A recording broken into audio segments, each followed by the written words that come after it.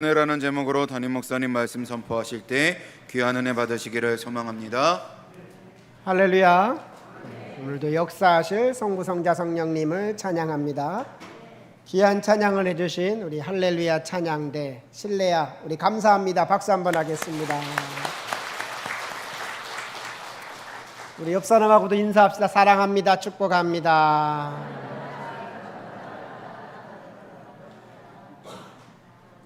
우리가 지난 시간에는 믿는 자들의 죄와 회개라는 제목으로 은혜를 받았습니다. 결론부터 말씀드리면 믿는 자들도 죄를 범한다라는 거예요. 그래서 믿는 자들도 회개를 해야 된다. 구원파처럼 믿으면 끝이 아니다라는. 믿는 자가 반드시 성화돼야 되고 성화의 길을 가야 된다. 그렇게 말씀을 드렸습니다.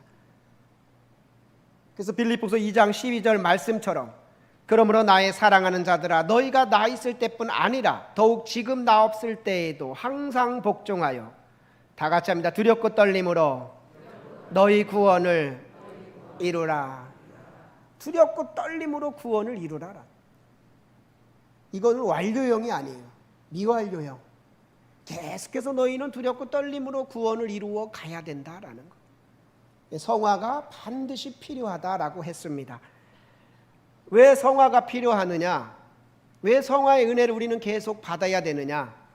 두 가지 이유 때문에 그렇다 그랬어요. 하나는 마귀라는 존재가 있다라는 거. 우리가 마귀의 종이에서 벗어난 건 사실이지만 마귀는 여전히 존재해서 우리를 유혹하고 넘어뜨리려 하고 쓰러뜨리려 한다라는 거. 두 번째는 우리 자신의 문제가 있다라는 거. 죄를 짓고 싶어하는 경향성이 있고 죄에 대한 오랜 습관이 남아있다라는 거예요. 그래서 예수님 믿었다 할지라도 조심하지 않으면 다시 과거로 돌아가게 되는 거예요. 다시. 그래서 우리는 끊임없이 성화의 길을 잘 가야 되고 성화의 은혜를 잘 받아야 된다. 그리고 하나님께 나와서 한 주간 동안 하나님, 내가 성화되지 않은 나를 볼 때 또 여전히 죄가 남아있는 나를 볼 때 애통하며 회개해야 된다. 그래서 마태복음 5장 4절 보니까 애통하는 자는 복이 있나니 그들이 위로를 받을 것이며 이렇게 말씀하고 있습니다. 그래서 구원받은 자도 성화가 반드시 필요하다. 제가 이 구원론을 공부하면서 이 부분을 가지고 설교 준비도 하고 오랫동안 설교도 했어요. 그때 하나님께서 한 예를 깨닫게 하시더라고요. 아, 이게 구원에 필요한 예구나. 그래서 제가 그 예를 말씀을 드릴 겁니다. 옛날에 시골에 가면은 푸세식 화장실이 있지요. 아마 지금도 있을 거예요. 시골에는. 푸세식 화장실 다 알지요? 네, 푸는 거. 근데 옛날에는 그 발판이 시원치 않았어요. 앉으면 막 흔들리기도 하고 막 그랬어요. 기억나시죠? 근데 어떤 사람이 거기서 일을 보다가 빠져버렸어. 똥통에 빠져버렸어요. 누구 없어요? 누구 없어요? 누구 나 좀 살려주세요. 안 그러면 죽어가는 거예요. 그럴 때 어떤 사람이 지나가다 그 소리를 듣고 와서 나무를 딱 대가지고 그를 건져줬어요. 그는 살아났죠. 살아난 거잖아요. 똥통에서. 아니면 죽는 건데. 근데 여전히 그에게는 뭐가 있어요? 냄새가 있어요. 더러운 게 막 상상해보세요. 막 더러운 게 있어요. 그 사람은 나 살아났으니까 할렐루야 나 살아났다라고 끝나면 바보지요. 그 다음에 뭐가 필요냐? 맑은 물로 그를 씻어야 돼요. 계속 씻어야 돼요. 아마 몇 날 며칠 씻어야 될 거야. 그리고 이제 다 됐다. 이제 너 깨끗하다 완전해졌다 까지 씻어야 돼요. 그게 바로 완전의 은혜인 것이에요. 오늘 말씀한 말씀이 바로 그 말씀인 거예요. 제가 이걸 딱 깨닫고는 우리가 죄와 사망에서 건져진 건 사실이다. 구원받은 건 사실이야. 그러나 여전히 우리 안에는 죄성이 남아있고 죄가 붙어있어. 이것을 맑은 물로 다 씻어야 된다. 그게 바로 성화인 것이에요. 그래서 구원받을처럼 너 살아났으니까 끝이다가 아니라 너 깨끗해져야 된다. 더 깨끗해져야 된다라고 가르쳐야 되는 것이에요. 이걸 신학적인 단어로는 이렇게 말씀하고 있어요. 이미와 아직. 구원론의 이미와 아직을 얘기합니다. 이미는 뭐냐? 너 이미 구원받았다. 너 예수님을 믿음으로 죄에서 건져졌고 사망에서 건져졌다. 이미 너는 건져졌어. 그러나 아직 너는 아직 완성된 건 아니다. 마지막 주님 앞에 갈 때 너는 완전히 의롭다, 너는 완전히 깨끗하다라는 말을 들을 때까지 너는 계속 가야 된다. 그것을 신학적으로 두 단어로 설명해요. 다 같이 합니다. 이미와 아직. 이미와 아직. yet, not yet. 근데 신학교 때는 그 말이 뭔 말인지 몰랐어요. 이미는 이미고 아직이면 아직이지. 근데 이 두 가지가 균형을 잘 이루어야 된다. 이것을 긴장관계를 잘 가야 된다 그러더라고요. 제가 목회를 하고 2007년도부터 구원론에 대해서 계속 연구하면서 이게 구원론의 완성이구나를 깨닫게 된 거예요. 그걸 제가 똥통에 빠진 자를 구원하는 그것까지도 하나님께서 깨닫게 하시면서 그게 이제 정리가 됐어요. 우리는 한편으로 구원받은 줄로 믿습니다. 죄와 사망에서 건져진 줄로 믿습니다. 예수님 믿는 자를 의롭다 하고 거듭나게 하신 줄로 믿습니다. 그러나 아직 끝난 건 아니다라는, 아직 우리는 구원의 완성을 향해 나아가야 되는 거예요. 빌립보서 3장 12절에 바울이 이렇게 이걸 고백했습니다. 내가 이미 얻었다 함도 아니요 온전히 이루었다 함도 아니라 오직 내가 그리스도 예수께 잡힌 바 된 그것을 잡으려고 달려가노라. 바울은 얼마나 많은 경험을 했어요. 다메섹 도상으로 가다가 부활하신 예수님을 만나기도 하고, 그는 많은 곳을 다니면서 전도도 했어요. 그러나 자기가 이렇게 고백해요. 내가 이미 얻었다 함도 아니다, 온전히 이루었다 함도 아니다. 나는 내가 그리스도 예수께 잡힌 바 된 그것을 잡으려고 더 달려가겠다. 표대를 향해 더 달려가겠다 그러는 거예요. 근데 우리는 나 예수 믿었으니까 끝이야, 그렇게 우리는 머물러 있다라는 거예요. 그래서 구원의 여정을 한번 PPT를 보면은 우리가 그동안 해온 겁니다. 죄인에게 하나님이 선의 은혜를 베풀어 주시고 그에게 회개의 은혜를 베풀어 주시고 믿음을 주셔서 의롭다 칭하시고 거듭났어요. 여기가 한마디로 말하면 똥통에 빠진 자를 건져준 거예요. 죄악에 빠진 자를 건져준 거예요. 그런 자가 성화를 계속 성화의 은혜를 받아 가야 되는 것이고, 오늘 말씀드린 완전의 은혜를 또 받아야 되고, 다음 주에 말씀드린 영화에 이르러야 되는 것이에요. 거기까지 우리는 달려가야 되는 것이에요. 그래서 그동안 우리가 한 5달 정도 구원론을 쭉 했고요. 다음 주면 끝납니다. 일단 끝내고 다음에 또 이걸 또 구체적으로 또 하나하나 또 설명을 할 거예요. 그래서 오늘은 성화, 완전 성화에 대해서 말씀을 드릴 겁니다. 화면 바꿔도 돼요. 자, 우리가 성화는 크게 두 가지로 우리가 말을 해요. 하나는 다 같이 합니다. 점진적인 성화. 또 다른 하나는 순간적인 성화.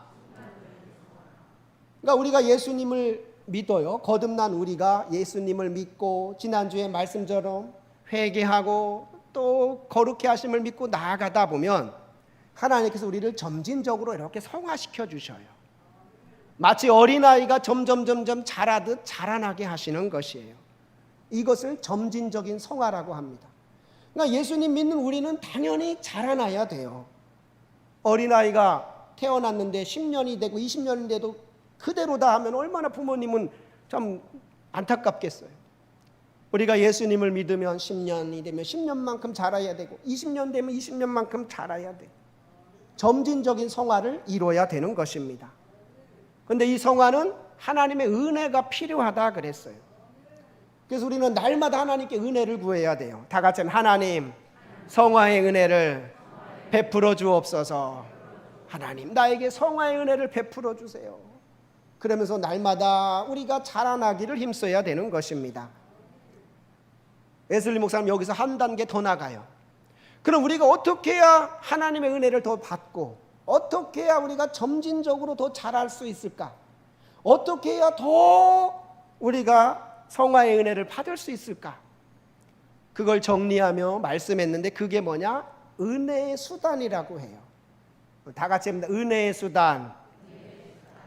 이걸 다 한 주 한 주 다시 해야 되는 건데 오늘 그냥 다 하는 거예요.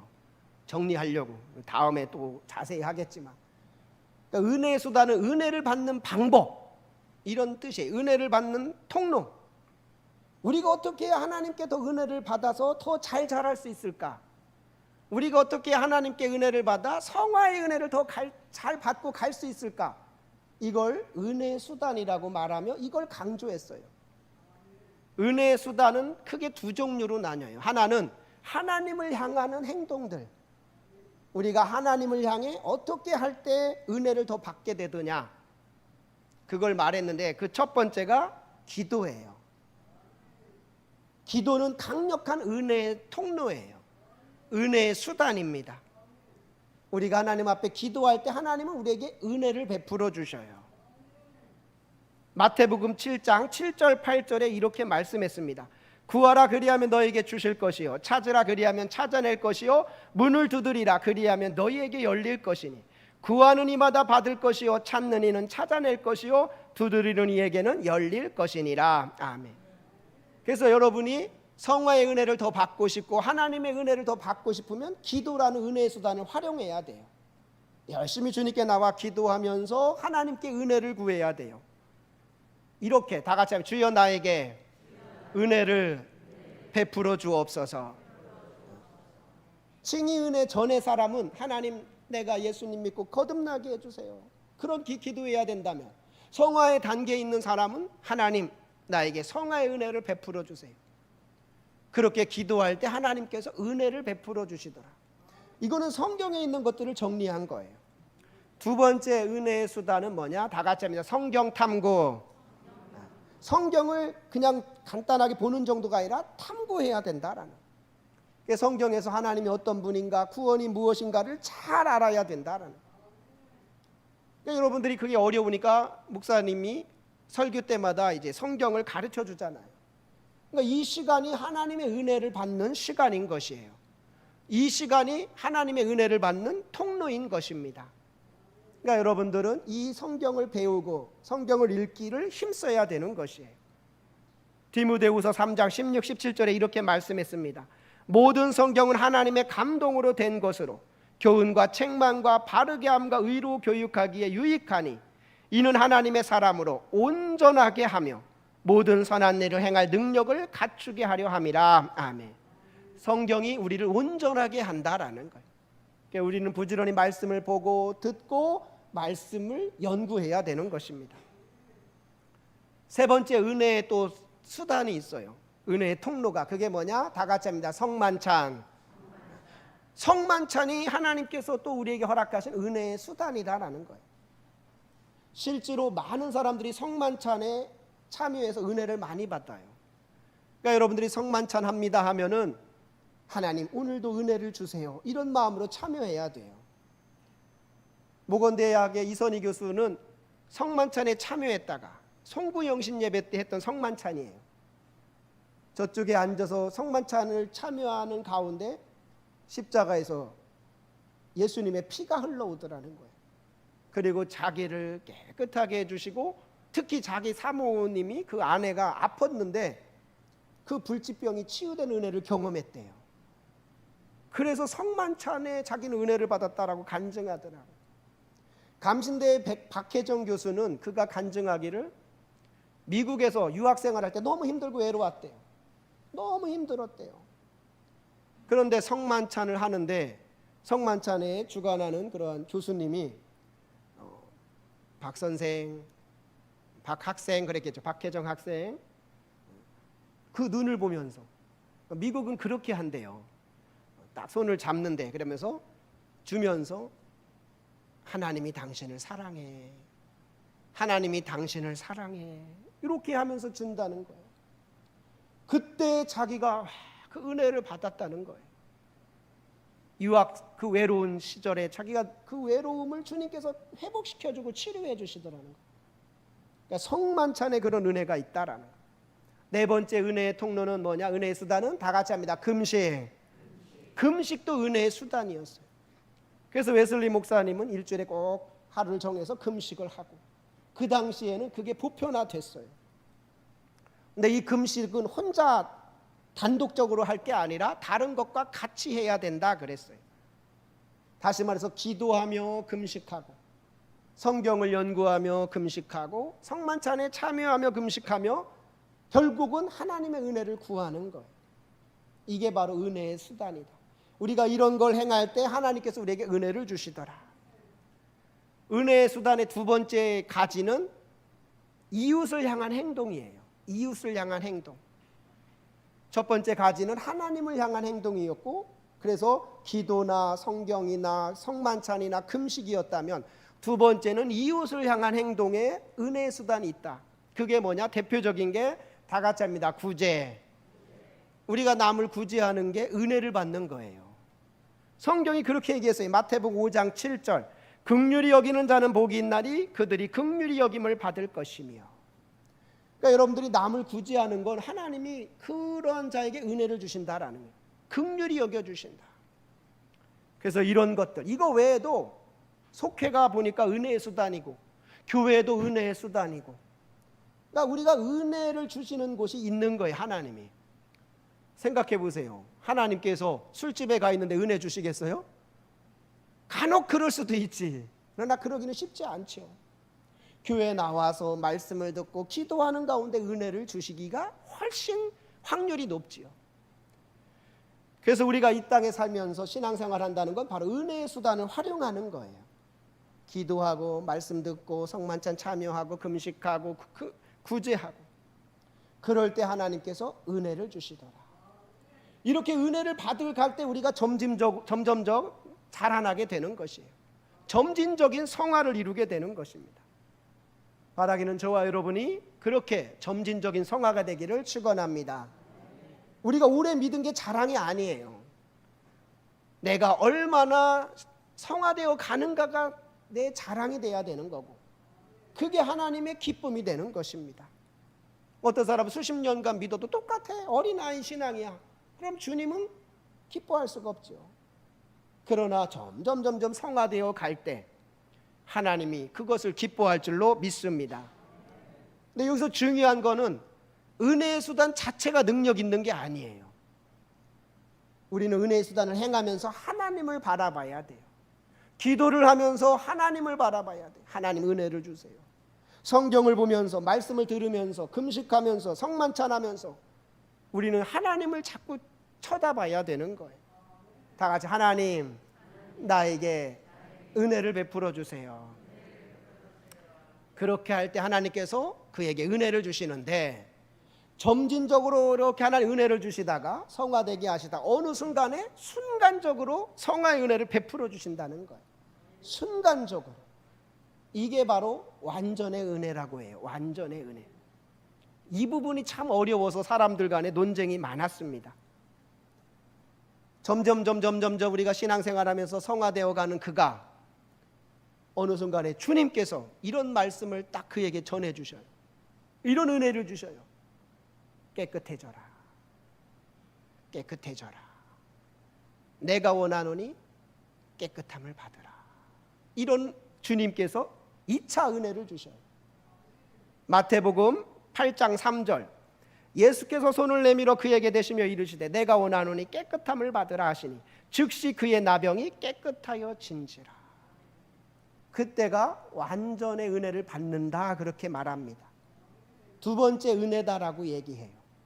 첫 번째 은혜는 우리가 회개하고 의롭게 되고 거듭날 때 내가 너를 사랑한다, 너는 나의 자녀다라고 할 때 그가 주님 감사합니다 하면서 그가 고백할 때 그 은혜가 첫 번째 은혜라면, 두 번째 은혜는 우리가 성화 과정에서 나의 남아있는 죄로 애통해야 하며 금식하며 기도하며 주여 나를 청결하게 해주세요, 주여 나를 깨끗하게 해주세요 하면서 막 주님 앞에 나와 간절히 구할 때 어느 순간에 주님께서 깨끗해져라 이런 말씀을 하신다는 거예요. 그때가 순간적인 은혜를 받는 거예요. 순간적인 성화의 은혜를 받는 것입니다. 이걸 이해해야 완전의 은혜를 이해할 수 있어요. 대부분의 학자들이 이 순간적인 은혜를 이해를 못하니까 완전히 가능하냐, 인간이 어떻게 완전할 수 있냐 이러는 거예요. 그러나 웨슬리 목사님은 아니다, 하나님 우리를 온전하게 하신다고 했다.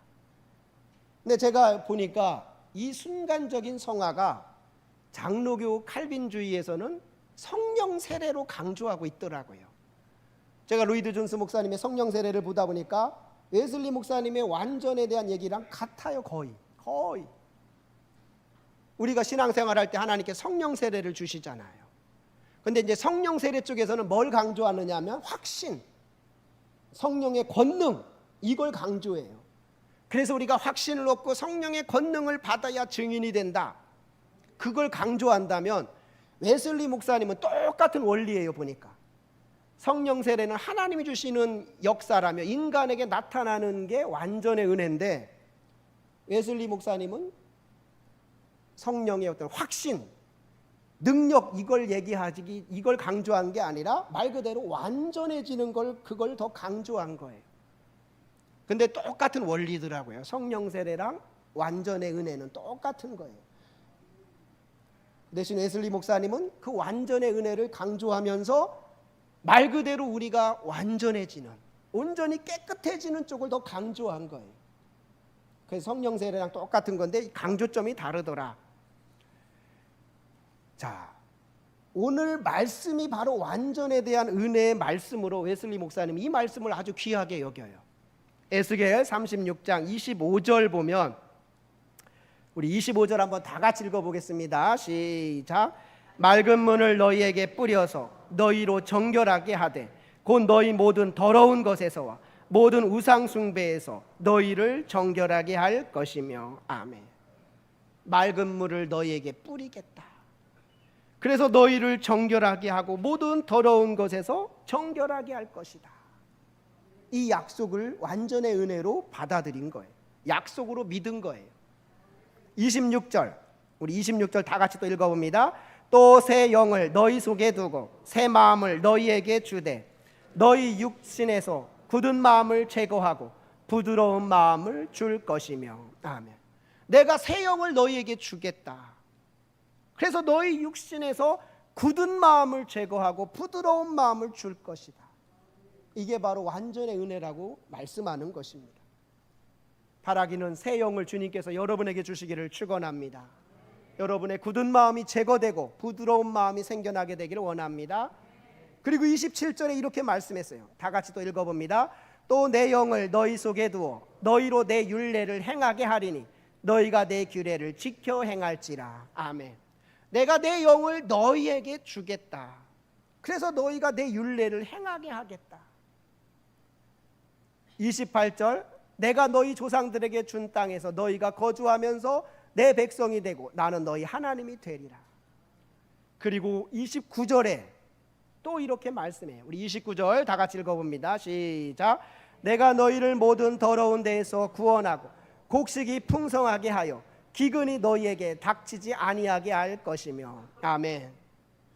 내가 너희를 모든 더러운 데에서 구원하겠다. 구원하겠다. 그러니까 성경은 이렇게 우리를 온전하게 하겠다고 약속하고 있다라는 거예요.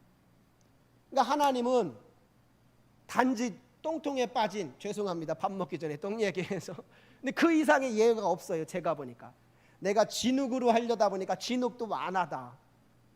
어떤 수렁 얘기하려니까 수렁도 안 하다. 에이, 똥통이 최고다.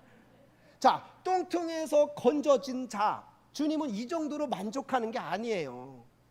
우리를 죄에서 건져냈어, 너를 마귀의 종에서 건져냈어, 이 정도로 주님은 끝이라고 하지 않는다니까요.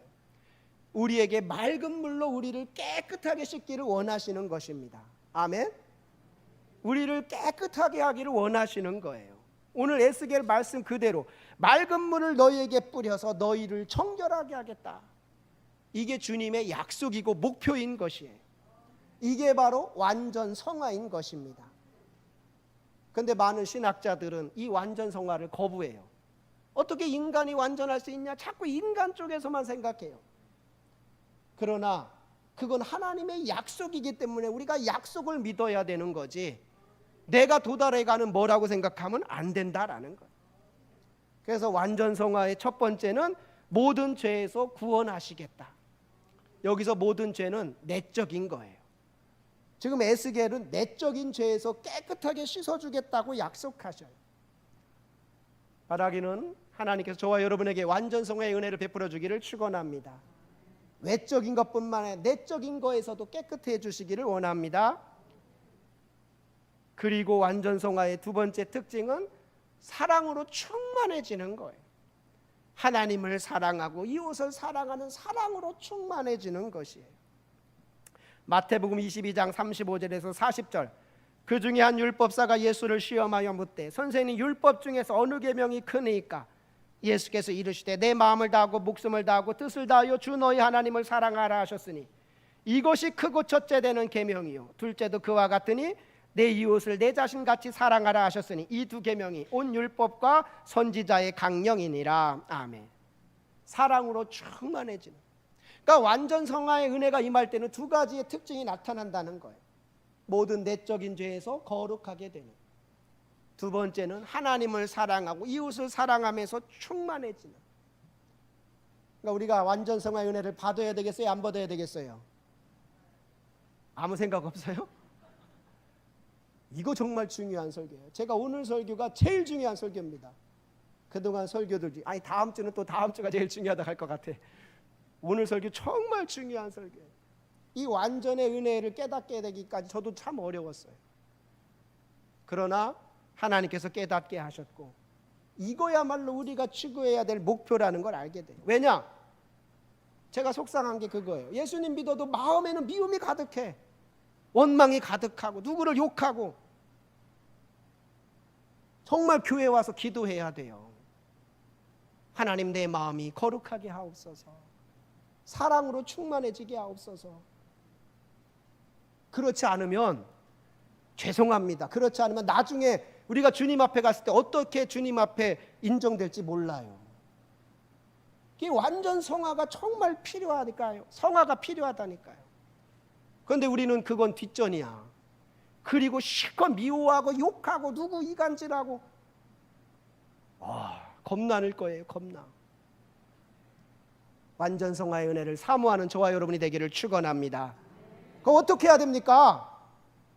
두 가지가 필요해요. 첫 번째는 믿음이 필요하다 그래서 믿음. 어떤 믿음? 하나님께서 나를 온전하게 하실 걸 내가 믿습니다. 하나님께서 나를 깨끗하게 하실 걸 믿습니다. 히브리서 7장 25절, 이 말씀 중요한 말씀이에요. 완전에 대한 또 중요한 말씀이라 우리 다 같이 읽어봅니다. 시작. 그러므로 자기를 힘입어 하나님께 나아가는 자들을 온전히 구원하실 수 있으니 이는 그가 항상 살아계셔서 그들을 위하여 간구하심이라. 아멘. 분명히 하나님은 너희가 너희를 온전히 구원할게 했어요. 우리는 그 약속을 믿어야 되는 겁니다. 오늘 말씀한 에스겔 36장 25절 이 말씀을 믿어야 돼요. 이 말씀을 들을 때 아멘 해버려야 돼요. 우리 25절 다 같이 한번 읽어봅니다. 시작. 맑은 물을 너희에게 뿌려서 너희로 정결하게 하되 곧 너희 모든 더러운 것에서와 모든 우상 숭배에서 너희를 정결하게 할 것이며. 아멘. 그러니까 우리 안에 더러움이 있으면 그냥 그걸 두지 마시고 주님께 나와 주님, 이 마음 정결하게 해주세요. 내 마음에 있는 이 정결한 마음 주시고 내 마음에 있는 이 더러운 마음 씻어주세요. 계속 기도해야 돼요. 29절 말씀 우리 다 같이 한번 읽어봅니다. 시작. 내가 너희를 모든 더러운 데에서 구원하고 곡식이 풍성하게 하여 기근이 너희에게 닥치지 아니하게 할 것이며. 아멘. 내가 너희를 모든 더러운 데에서 구원하겠다. 이 약속을 믿어야 되는 거예요. 약속을 믿어라. 두 번째는 하나님이 이걸 기꺼이 이루심을 믿어라. 하나님의 능력을 믿어라. 하나님의 성취하심을 믿어라. 마태복음 9장 23절 예수께서 이르시되 할 수 있거든이 무슨 말이냐? 믿는 자에게는 능히 하지 못할 일이 없느니라. 그래서 완전 성화의 은혜를 구할 때는 두 가지. 하나님의 약속을 믿는 거고, 아멘. 하나님의 성취의 능력을 믿는 거예요. 다 같이 하나님의 약속을 믿어라. 또 하나는 하나님의 성취를 믿어라. 내가 지금 내 안에 내적으로 깨끗하지 못해도 하나님께서는 반드시 나를 성취하실 줄로 믿습니다. 온전성화 이르게 하실 줄로 믿습니다. 그렇게 나가야 돼요. 그래서 웨슬리 목사님은 완전을 구하는 자들이 이렇게 기도하라 그랬어요. 타고난 죄의 멍에를 꺾어주세요. 그리고 나의 영을 완전히 자유롭게 해주세요. 내 속이 성결하기 전에는 나는 안식할 수 없습니다. 내가 주님 안으로 완전히 몰입할 때까지는 나는 안식할 수 없습니다. 여러분, 우리가 주님께 나와 이런 기도를 할 수 있어야 돼요. 다 같이 합니다. 타고난 죄의 멍에를 꺾어주세요. 나의 영을 완전히 자유롭게 해주세요. 내 속이 완전히 성결하게 하옵소서. 이게 바로 완전을 구하는 자예요. 예수 믿으면 끝이 아닙니다. 우리는 완전의 은혜를 계속 구해야 되는 거예요. 웨슬리 목사님이 성화를 얘기할 때는 완전을 얘기한 거예요. 완전. 그런데 이렇게 또 말해요. 그러면 그러니까 두 종류가 있어요. 그 당시나 지금도 제가 목사님들 어떤 모임에서 그런 질문을 받았어요. 야, 완전이라는 것 때문에 성도들이 상실감이 크다. 어떻게 인간이 완전할 수 있냐? 완전의 교류를 빼야 된다. 그거는 달리기 선수한테 야, 어떻게 아프리카 선수를 이길 수 있냐? 유럽 선수를 어떻게 이길 수 있냐? 한 10등만 해라. 10등만. 그렇게 가르치는 거랑 똑같아요. 그럼 걔는 10등도 못해요. 그러나 나는 이번 올림픽에 1등 할 겁니다. 내 목표는 1등입니다. 계속하면 되는 것이에요. 목표를 정하라는 거예요. 목표. 그게 뭐냐? 완전의 은혜인 거예요. 내가 도달해 올라가는 완전이 아니라 하나님이 그런 은혜를 베풀어 주실 걸 믿고 나아가는 것입니다. 한 주간 넘어져도 괜찮아요. 누군가 미워했어도 괜찮아요. 그러나 주님께 나와서는 기도해야 돼요. 주님, 이제는 미워하지 않게 해주세요. 그러면서 진심으로 애통할 때 하나님께서 그를 위로하시는 거예요. 그럼 하나님께 점점 그를 사랑으로 채워주실 줄로 믿습니다. 심지어 원수까지 사랑하게 된다잖아요. 우리 교회에 그런 은혜가 있게 되기를 축원합니다. 또 하나 질문이 있었어요. 그 당시나 지금이나.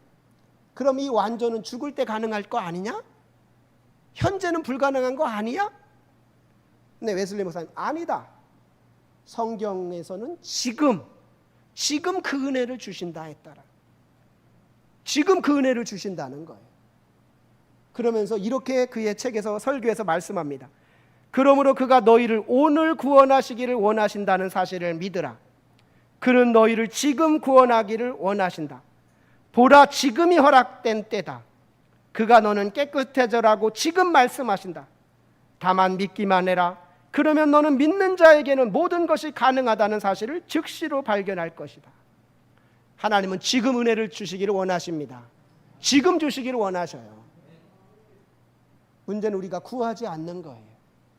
신앙생활을 제대로 못하기 때문인 거예요. 은혜의 수단을 제대로 활용하지 못하기 때문인 거예요. 바라기는 우리 교회에 이런 성화의 은혜, 나아가서 완전의 은혜가 임하게 되기를 축원합니다. 결론적으로 이 완전의 은혜는 인간이 올라가는 뭐가 아니에요. 타 종교처럼 인간이 산을 올라가려는 뭐가 아니에요. 하나님의 은혜인 것입니다. 우리는 그 은혜를 받으면 되는 거예요.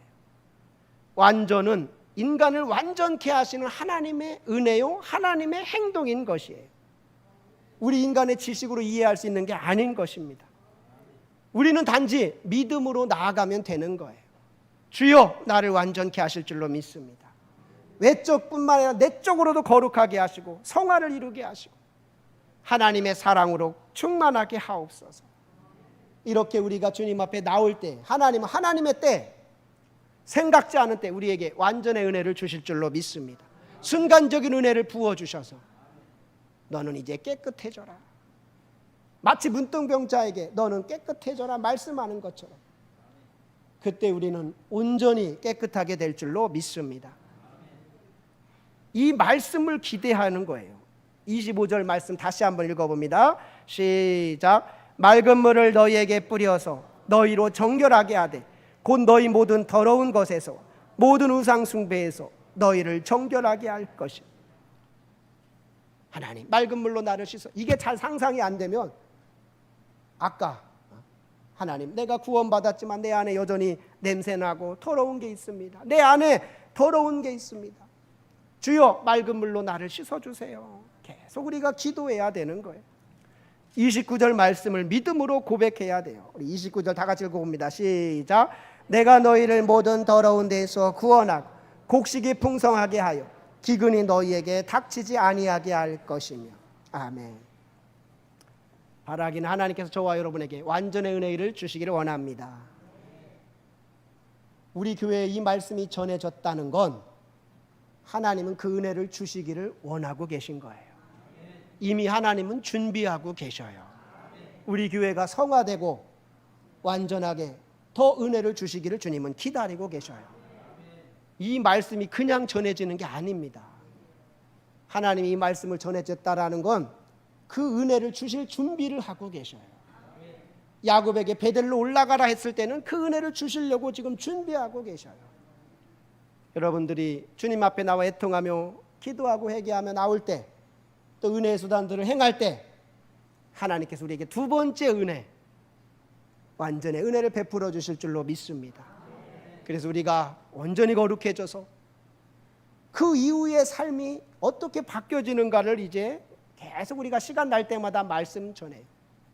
한 예를 들면 우리가 항상 기뻐하라, 쉬지 말고 기도하라, 범사에 감사하라. 완전의 은혜를 경험한 자들이 그게 가능하게 되는 것이에요. 우리 교회에 그런 은혜가 넘쳐나게 되기를 축원합니다. 기도하겠습니다. 맑은 물을 너희에게 뿌려서 너희로 정결하게 하되 곧 너희 모든 더러운 것에서와 모든 우상 숭배에서 너희를 정결하게 할 것이며. 하나님 이러한 은혜를 우리에게 베풀어 주셔서 우리가 완전 성화에 이르게 하여 주옵소서.